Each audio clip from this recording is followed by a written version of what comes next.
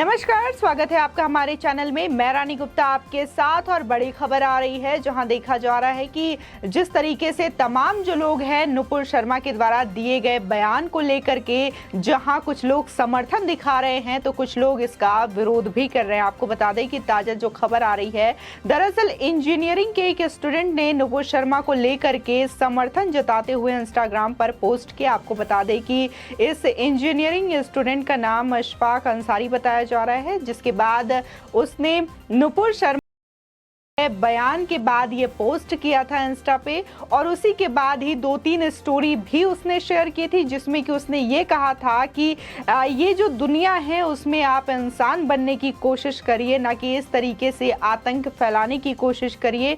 उसने लोगों से गुजारिश की थी कि कृपया इंसान बने, इस तरीके से माहौल को बिगाड़ने की कोशिश ना करें। जिसके बाद देखा गया कि रात को कुछ कट्टरपंथी जो भीड़ है उसके घर पर जाती है और उससे मारपीट करती है, जिसके बाद पुलिस ने भी उस शख्स को गिरफ्तार कर लिया है। आपको बता दें कि तरह तरीके का जो समर्थन है और विरोध है नुपुर शर्मा को लेकर के मचा हुआ है उनके द्वारा दिए गए बयान को लेकर के। जहां कुवैत में कुछ भारतीय मुसलमान उनके विरोध में चीज़ें कर रहे थे, तो वहीं काठमांडू में भी देखा गया, नेपाल के विभिन्न शहरों में देखा गया कि किस तरीके से वहां पर नुपुर शर्मा के समर्थन में लोग रैलियां निकाल रहे थे। इसी के अलावा ट्विटर पर भी रोज इस मुद्दे को लेकर के लोग जो है कहीं समर्थन में ट्वीट करते हैं तो कहीं इसके विरोध में ट्वीट करते हुए दिखाई देते हैं। हालांकि जिस तरीके से नुपुर शर्मा ने टीवी डिबेट के दौरान ये बयान दिया था, ये बहस में, और उसके बाद इस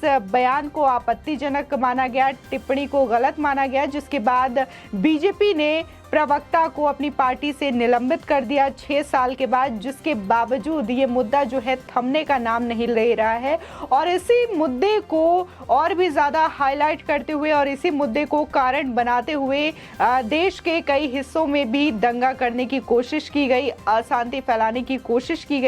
इसी के साथ ही आपको बता दें कि 10 जून यानी कि जुम्मे के दिन कई शहरों में हिंसा भी भड़की थी। हालांकि उत्तर प्रदेश के विभिन्न शहरों में देखने को मिला, इसी के साथ ही देश के कई हिस्सों में भी ये चीजें देखने को मिली। आपको बता दें कि पैगंबर मोहम्मद पर टिप्पणी मामले में कट्टरपंथी अब उन लोगों को भी अपना निशाना बना रहे हैं जो नुपुर शर्मा के साथ खड़े हैं। हाल ही में ये सब इंजीनियरिंग छात्र साद अशफाक अंसारी के साथ हुआ।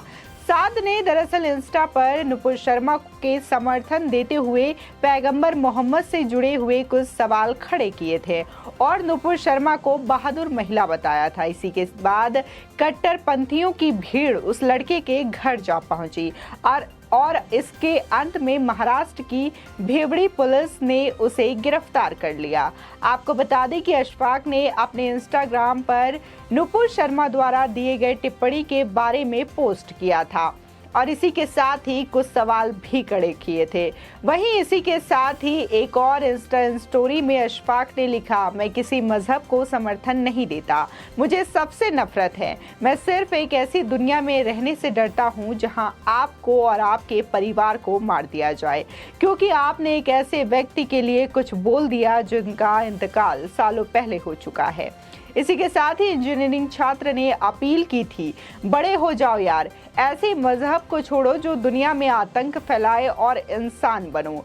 ये बहुत आसान है, मैं जानता हूँ ये सब पोस्ट करने के बाद मुझे कितनी नफरत झेलनी पड़ेगी। मैं गलत समझे जाने के लिए तैयार हूँ क्योंकि तुम लोग अब भी बच्चे ही हो। आपको बता दें कि अशफाक ने अपने इस स्टोरी और पोस्ट के जरिए लोगों से गुजारिश की थी और शांति व्यवस्था बनाए रखने की लोगों से अपील की थी और एक बेहतरीन दुनिया और बेहतरीन इंसान बनने की अपील लोगों से की थी, जिसके बाद ये चीजें और नफरत अशफाक को देखने को मिली। आपको बता दें कि अशफाक के इन सोशल मीडिया पोस्ट के बाद कट्टरपंथी भीड़ 11 जून की रात उसके घर पहुंची और उसे बाहर निकलने को कहा।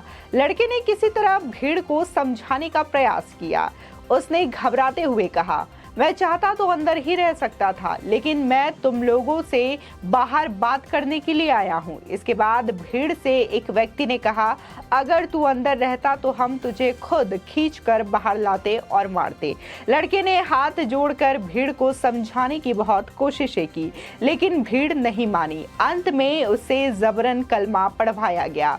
जब लड़के ने इसे पढ़ना शुरू किया तो व्यक्ति ने उसके मुंह पर थप्पड़ मारा और दूसरे ने लगातार लड़के को धमकी दी। आपको बता दें कि इसके बाद 12 जून को दोबारा मुस्लिम भीड़ अशफाक के घर पहुंची और अपना प्रदर्शन किया।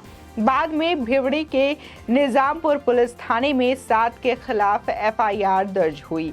कट्टरपंथी भीड़ ने आरोप लगाया कि साद ने पैगंबर पर आपत्तिजनक टिप्पणी की है।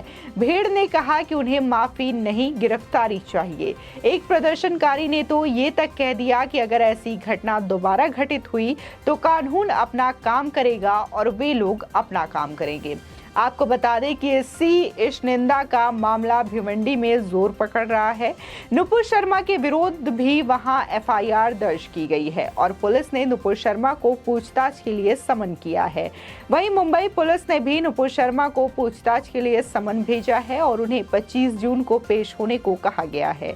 इसके अलावा बांद्रा थाने में भी नुपुर को 22 जून को पेश होने के लिए कहा गया है। आपको बता दें कि जब से टीवी डिबेट के दौरान हुई बहस में नुपुर शर्मा के द्वारा दिए गए बयान ने सुर्खियां पकड़ना शुरू किया और लोगों ने इस पर आपत्ति जताना शुरू किया, प्रदर्शन करना शुरू किया एक वर्ग के द्वारा। तब सबसे पहले महाराष्ट्र के ही थानों में एफआईआर दर्ज हुई थी, जिसके बाद ये मामला देश के अलग अलग हिस्सों में तूल पकड़ने लगा। और इसी के साथ ही अगर हम विदेशों की बात करें तो विदेशों में भी खाड़ी देशों ने जो है नुपुर शर्मा का विरोध किया, जिसके बाद उन्हें पार्टी से निलंबित कर दिया गया। और इसी के साथ ही जहां समर्थन में कुछ देश भी खड़े हैं, कुछ लोग भी खड़े हैं, विदेशों में भी हम बात करें तो डच के सांसद ने भी उनका समर्थन दिखाया है। इसी के साथ ही दुनिया के तमाम हिस्सों में जहां नुपुर शर्मा के समर्थन में लोग खड़े हैं तो वहीं कुछ उनके विरोध में भी खड़े हैं। आपको बता दें कि कुवैत, सऊदी, ईरान समेत कई ऐसे मुस्लिम कंट्री है जिन्होंने नुपुर शर्मा का विरोध किया है। इसी के साथ ही कहा जा रहा था कि वो भारत जो है खाड़ी देशों से माफी मांगे, जिसके बाद ये मामला शांत होगा। हालांकि भारत ने अभी तक ऐसी कोई चीजें नहीं की है और भारत सरकार ने ऑफिशियली ट्वीट करते हुए कहा है कि भारत सरकार सभी धर्मों का सम्मान करती है। अगर किसी व्यक्ति द्वारा दिए गए टिप्पणी के द्वारा भारत को देखा जाएगा, भारत की भावनाओं को आंका जाएगा तो वो सरासर गलत होगा। आपको बता दें कि जहां देखने को मिला कि कुछ लोग कुवैत में भारतीय मुसलमान जो वहां पे रहते हैं उन्होंने नुपुर शर्मा के विरोध में प्रोटेस्ट किया इस बयानबाजी को लेकर के, जिसके बाद वहां की सरकार ने यह फैसला लिया कि वहां से उनके वीजा को रद्द कर दिया जाए। और इसी के साथ ही उन्होंने ये भी फैसला लिया है कि उन्हें दोबारा कुवैत में प्रवेश नहीं दिया जाएगा। जिस तरीके से वहां की सरकार ने ये सख्त कदम उठाया है जिससे कि वहां की शांति व्यवस्था को खराब ना किया जा सके, इस तरीके से रैली प्रदर्शन करके, क्योंकि वहां का कानून है कि आप किसी भी तरीके से कोई भी धरना, रैली और प्रदर्शन नहीं कर सकते। लेकिन अगर हम भारत की बात करें तो यहाँ पर सभी को अभिव्यक्ति की आज़ादी है और इसी अभिव्यक्ति की आज़ादी का दुरुपयोग करते हुए कुछ लोग जो हैं कहते तो है कि वो शांति से प्रदर्शन करेंगे, लेकिन ये शांति का प्रदर्शन कब हिंसा में बदल जाता है, कब दंगों में तब्दील हो जाता है, ये किसी को पता नहीं चलता।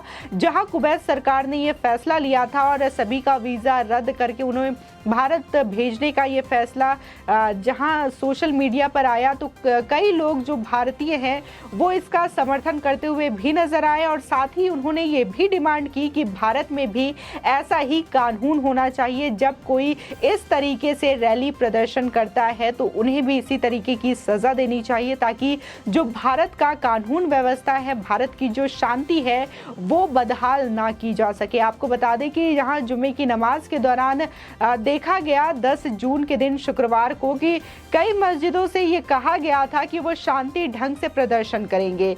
इसके बाद जो चीज़ें देखने को मिली वो कहीं ना कहीं एक अलग ही तस्वीरें सामने आई, जहां पर पत्थरबाजों ने आम जनता को तो नहीं छोड़ा, इसी के साथ ही उन्होंने पुलिस वालों पर भी पथरावबाजी की। और जब पुलिस ने एक्शन लेना शुरू किया और सरकार ने एक्शन लेना शुरू किया तो वो ये कह रहे हैं कि सरकार और पुलिस जो है वो पक्षपाती एक्शन ले रही है और सिर्फ एक समुदाय को प्रताड़ित करने की कोशिश की जा रही है। लेकिन हम तमाम अगर सबूत उठा के देखें, एविडेंस उठा के देखें, या फिर जिस तरीके से तमाम चौराहे पर सीसीटीवी फुटेज है, तो पुलिस जो है उन्हीं के आधार पर कार्रवाई कर रही है। और सीसीटीवी फुटेज में जिनके भी चेहरे सामने आ रहे हैं, या तो उनको गिरफ्तार किया जा रहा है और इसी के साथ ही उनकी संपत्ति को भी जब्त किया जा रहा है या फिर ध्वस्त किया जा रहा है। लेकिन इससे एक वर्ग जो है खासा नाराज दिखाई दे रहा है। इसी के साथ ही तुष्टीकरण की राजनीति में अपनी राजनीतिक रोटियां सेकने वाले कुछ नेता भी हैं, इसमें बढ़ चढ़कर हिस्सा ले रहे हैं।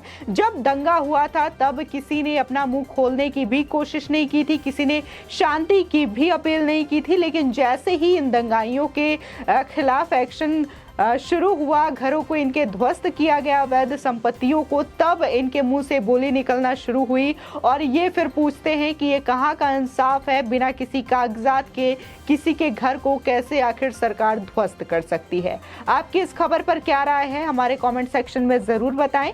आगे की और भी अपडेट के लिए चैनल को सब्सक्राइब करना ना भूलें।